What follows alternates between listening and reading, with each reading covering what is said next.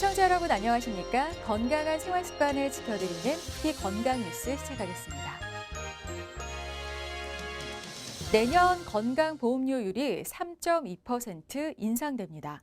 직장인의 경우 월 평균 3,600원가량의 보험료를 더 내게 됩니다. 보건복지부는 건강보험정책심의위원회를 통해 내년도 건강보험료율을 3.2% 인상하기로 했다고 밝혔습니다. 이는 올해 인상률 3.49%보다는 낮은 수준인데요. 이에 따라 월 평균 보험료는 직장 가입자의 경우 11만 2,365원에서 11만 6,018원으로 3,653원 오르고 지역 가입자는 8만 7,067원에서 8만 9,867원으로 2,800원 인상됩니다. 균형을 잃고 넘어지면서 겪곤 하는 고관절 골절은 큰 후유증을 남길 수 있는데요. 특히 나이가 많아질수록 발생률과 사망률이 모두 급격히 증가하는 경향을 보여 각별한 주의가 요구됩니다. 한림대 동탄성심병원 내분비내과 연구팀이 50세 이상 고관절 골절 진단 환자들을 분석했는데요. 지난 2015년 10만 명당 고관절 골절 발생률은 90세 이상에서 2,061.7을 기록했습니다. 이는 50대 25.9보다 무려 80배 높은 수치입니다. 사망률 역시 50대는 1,000명당 73.8명이었지만 80세 이상에서는 274.2명을 보이며 3.7배 높았습니다. 연구팀은 60세 이상이라면 1, 2년마다 골밀도 검사를 받고 운동, 칼슘 또는 비타민 D를 보충할 필요가 있다고 강조했습니다. 관련형 전자담배를 사용하는 흡연자 10명 중 8명은 일반 담배도 함께 피우고 있는 것으로 집계됐습니다. 보건복지부가 울산대 의대 연구팀에 의뢰해 조사한 결과 관련형 전자담배 이용자 574명 가운데 약 81%인 464명이 일반 담배를 통해서도 흡연을 이어가고 있었습니다. 더불어 전자담배만 사용하는 사람은 하루 평균 8.7개비를 피운 반면 전자담배와 일반 담배를 함께 피우는 흡연자는 17.1개비를 피워 중복 흡연자가 월등히 많은 흡연량을 보였는데요. 연구팀은 2가지 이상의 담배 종류를 피우는 사용자는 담배 사용량이 많아 니코틴 의존성이 높고 실내에서도 피우기 때문에 담배를 끊을 확률이 낮다고 전했습니다. 잠을 자는 동안 짧은 시간 호흡이 멈추는 수면 무호흡증을 방치하면 뇌 기능이 떨어진다는 연구 결과가 나왔습니다. 분당 서울대병원 신경과 연구팀은 수면 무호흡증 환자 135명과 건강한 대조군 165명을 비교한 결과 무호흡증 환자 그룹에서 정보 전달 통로인 대뇌백질이 손상된 것이 확인됐다고 전했습니다. 또 수면 무호흡증 환자의 뇌 영상에서는 신경세포를 잇는 구조적 연결성에도 변화가 일어난 것으로 나타났는데요. 연구팀은 수면 무호흡증으로 인한 간헐적 저산소증, 교감신경계 활성화 등은 뇌 스트레스를 가한다며 결국 각 세포 사이를 연결하는 구조적 연결성에도 이상이 발생한다고 설명했습니다. 소득이 적을수록 대표적 만성질환인 고혈압의 합병증으로 인해 사망할 가능성이 커지는 것으로 분석됐습니다. 연세대의대 예방의학교실 연구팀이 고혈압 진단을 받은 30에서 80세 165만 1,500여 명을 소득 수준에 따라 5개 그룹으로 나눠 사망률을 살펴봤는데요. 소득 수준 하위 20%에 해당하는 고혈압 환자는 상위 20% 환자에 비해 사망률이 1.5배 높았습니다. 또 치료를 얼마나 잘 받고 있는지에 따라 사망률은 1.66배까지 차이가 났는데요. 연구팀은 소득 수준이 낮고 치료에 소홀한 환자는 소득 수준이 높고 치료제 등을 적극 활용하는 환자보다 사망률이 최대 2.46배 높아질 수 있다고 전했습니다.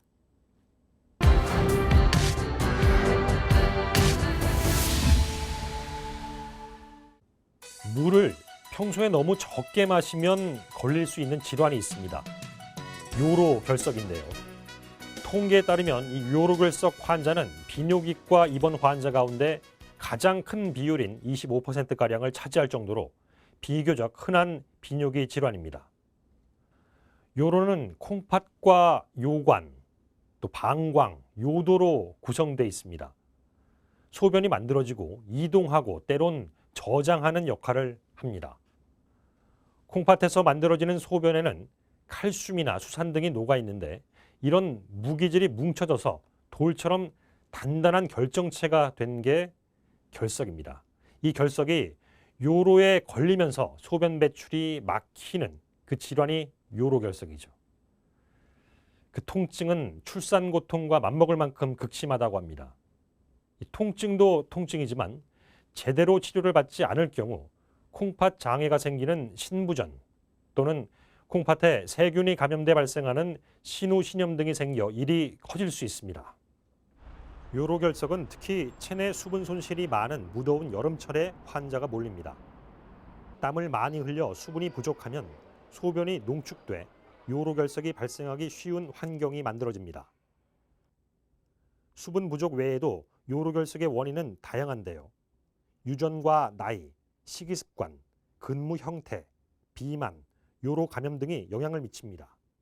가족 내력이 돌이 계속 잘 생기신다든지 아니면 어떤 특정한 연령대, 예를 들면 한 30대에서 한 50대, 그리고 어떤 성별이라면 남자들, 그리고 어떤 평소 생활 습관이 좀 물을 덜 먹는 그런 생활 습관, 밖에서 일을 많이 하신다든지 이런 땡볕에 밖에서 근무를 많이 하시면은 훨씬 많이 생기는 걸로 알려져 있고요. 그리고 평소 생활 습관이 고기를 많이 먹는다든지, 그다음에 너무 짜게 먹는다든지 이런 생활 습관들도 영향이 있고요. 그리고 그 외에도 좀 이렇게 비만하시다든지 운동을 거의 안 하신다든지 그런 분들도 잘 걸리는 걸로 알려져 있습니다. 그리고 또한 반복적으로 요로 감염이 이렇게 자꾸 재발하게 되면은 요로 감염도 요로결석이 하나의 원인이 될 수 있는 걸로 알려져 있습니다. 보통 결석은 콩팥에서 만들어집니다. 그 결석이 소변이 이동하는 길을 따라 내려오게 되는 건데 콩팥이 넓은 운동장 같은 공간이라면 아래로 이어지는 길은 빨대처럼 가는 관입니다. 이 관을 통과하면 다행이지만 통과가 안 되고 꽉 끼게 되면 소변이 막히면서 콩팥을 싸고 있는 막이 점차 늘어나 급격하고 극심한 옆구리 통증을 느끼게 됩니다. 또 결석이 방광을 자극하면 소변을 자주 보게 되는 빈뇨, 피가 섞여 나오는 혈뇨 등의 증상이 나타날 수 있습니다. 심한 경우 콩팥 기능 이상도 초래할 수 있습니다. 콩팥이 자꾸 늘어난 상태로 유지를 하게 되면은 통증은 점점 어떻게 우리가 적응이 돼서 이렇게 가라앉는다 하더라도 결국 콩팥 기능이 안 좋아지게 되고 이게 점점 진행이 되면은 그쪽 콩팥은 완전히 기능을 상실해 버리는 신부전까지 진행이 될 수가 있습니다. 그리고 가장 안 좋은 거는 결국 소변이 잘 내려와야 되는데 소변이 잘 안 내려오게 되면은 결국 그게 고인물은 썩듯이 결국 소변들도 결국 염증이 생길 수 있게 되거든요. 그래서 결국 그쪽에 염증이 생기게 되면 신우신염 형태로 발전하게 되는데 그러면 열도 많이 나고 두통, 발열, 오한 이런 전신 증상들이 동반이 되면서 그리고 결국 너무 심하게 되면은 결국은 폐혈증까지 진행이 돼서 생명까지도 아주 위태로워지실 수가 있습니다. 요로결석은 전 연령층에서 다 발생할 수 있지만 특히나 이 30대에서 50대 사이에서 자주 나타납니다. 왕성한 사회 활동을 하는 나이대인데요. 이 밖에서 하는 업무가 많을수록 또 육류나 짠 음식을 자주 먹으면서도 이 본인의 건강을 과신할수록 결석이 생길 위험이 크다고 합니다. 또 여성보다는 남성에서 결석 환자가 더 많은데요.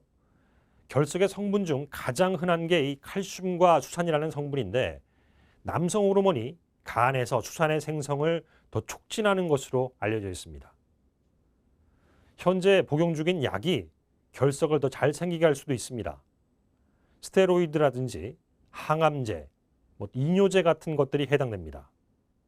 전문의들은 요로결석 진단 과정에서 환자가 이 같은 약을 먹고 있는지 확인합니다. 이어서 혈액 검사, 소변 검사 등을 진행합니다. 혈액이나 소변을 통해 환자의 상태를 파악했다면 엑스레이 촬영과 CT 검사도 가급적 빨리 시행하는 게 좋습니다. 정확한 결석의 위치와 크기, 모양을 확인해 어떤 치료를 어떻게 적용할지 결정해야 하기 때문입니다. 결석이 작거나 소변 배출이 안 되는 요로 폐색이 심하지 않다면 결석의 자연 배출을 기다리며 약물 치료를 합니다. 자연 배출이 어려운 경우에는 몸 밖에서 충격파를 발사해 결석을 잘게 부수는 체외 충격파 회석술을, 결석이 너무 커서 수술이 필요한 경우에는 피부를 뚫고 방광을 거쳐 콩팥으로 밀어넣은 내시경을 이용해 제거술을 하기도 합니다. 요로결석은 요즘에 워낙 이제 의료기술이 발달이 되어서 뭐 웬만하면 다 이제 100% 가깝게 다 완치를 시킬 수가 있는데요. 근데 문제는 이제 재발을 잘한다는 게 가장 큰 문제입니다. 실제로 한 연구 통계에 따르면은 실제로 한번 요로결석에 걸렸던 사람들은 한 10년 정도가 지나고 나면은 한 50%에서 요로결석이 재발하는 것으로 알려져 있습니다. 그래서 한번 요로결석에 걸렸던 사람들은 재발되지 않게끔 꾸준한 정기적인 검사와 함께 생활 습관을 교정하고자 하는 그런 노력을 반드시 하셔야 됩니다. 요로결석을 예방하는 가장 기본적이고 쉬운 방법은 물을 충분히 마시는 겁니다. 수분이 부족할 때 칼슘이나 수산 성분이 많은 시금치, 초콜릿, 땅콩 등을 먹으면 결석이 더 잘 생길 수 있습니다. 음식을 짜게 또는 육류 위주로 먹는 식습관도 자제할 필요가 있습니다. 더불어 고지혈증, 당뇨 같은 대사증후군이 있으면 결석 물질도 함께 증가하는데요. 규칙적인 운동과 체중 관리가 중요합니다. 칼슘은 결석의 원인 물질이긴 하지만 이 섭취를 과도하게 줄일 경우에 오히려 이 결석이 발생할 위험을 키울 수도 있다고 합니다. 적절한 섭취는 필요하다는 것이 전문의의 설명이고요. 다만 요로결석 환자라면 고용량의 칼슘 약제는 삼가는 게 좋습니다. 결석의 크기가 크면 당연히 제거하기가 어렵습니다. 적어도 이 결석 경험이 있었다면 주기적인 검사를 통해 재발된 결석이 너무 커져서 적기 치료 시점을 놓치는 상황을 피해야겠습니다. 결석은 있었지만 가족력이나 요로 감염 같은 위험인자가 적은 사람들은 검사를 1년마다 한 번씩 받는 게 좋다고 하고요. 반면 스테로이드나 항암제 등의 복용을 중단할 수 없거나 위험인자가 많은 사람은 좀 더 앞당겨서 6개월마다 검사를 받아볼 필요가 있다고 합니다.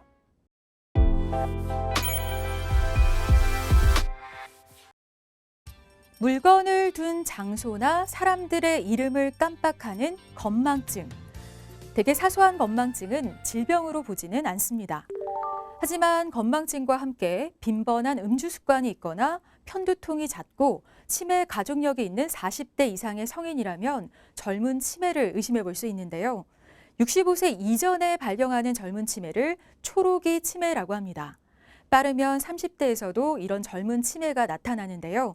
단순 건망증으로 여겨 조기 치료 시기를 놓치는 경우가 태반입니다. 중앙치매센터의 2018 대한민국 치매 현황에 따르면 우리나라 전체 치매 환자 수는 약 73만 명으로 추정되는데요.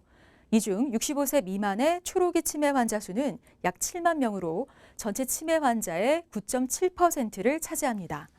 치매 환자 10명 중 1명은 젊은 치매인 셈인데요. 이 초록이 치매는 알츠하이머 치매, 혈관성 치매, 알코올성 치매 등이 대표적인 원인으로 알려져 있습니다. 우선 알츠하이머 치매는 초록이 치매의 원인 질환 중 3분의 1을 차지하는데요.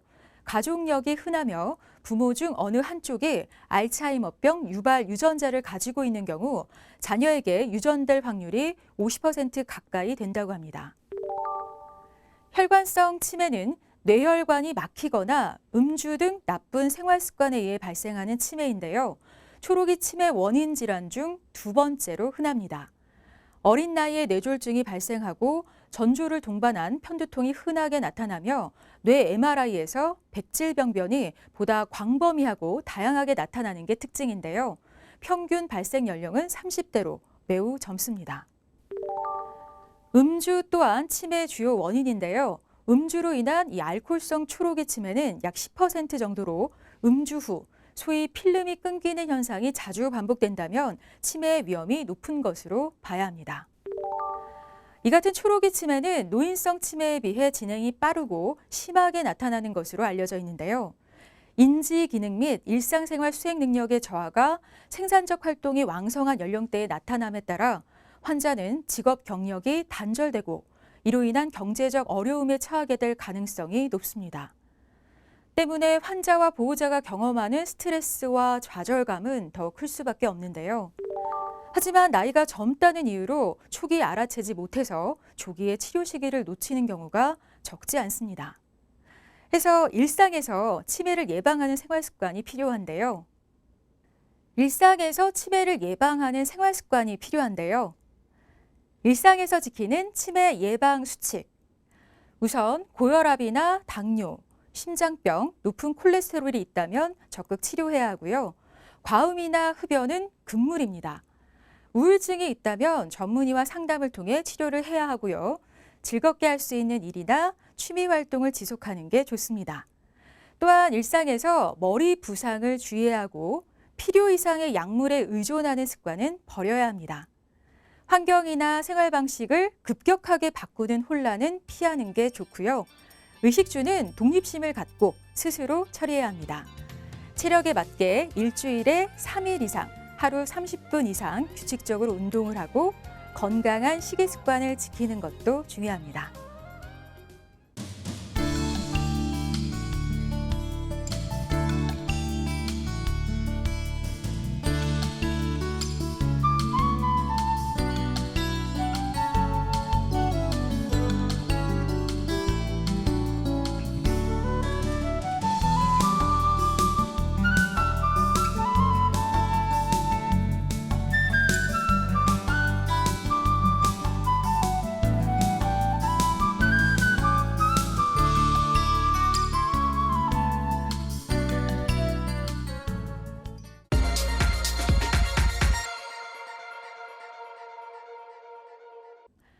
개를 기르는 사람은 그렇지 않은 사람보다 심혈관이 더 건강하다고 합니다.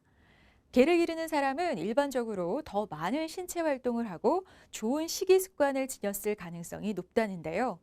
개와 함께 산책하거나 놀면서 활발한 신체 활동을 하게 되고 가족 같은 반려동물이 사회적 고립감도 낮춰 정신 건강에도 도움을 주기 때문입니다. 실제로 최근 개를 기르는 사람의 혈압과 콜레스테롤이 더 낮다는 연구 결과도 나왔는데요. 반려동물과 함께 반려동물이 없더라도 매일 규칙적인 산책과 활동으로 심혈관 건강 챙겨보시기 바랍니다. 오늘 피 건강 뉴스는 여기서 마칠게요. 고맙습니다.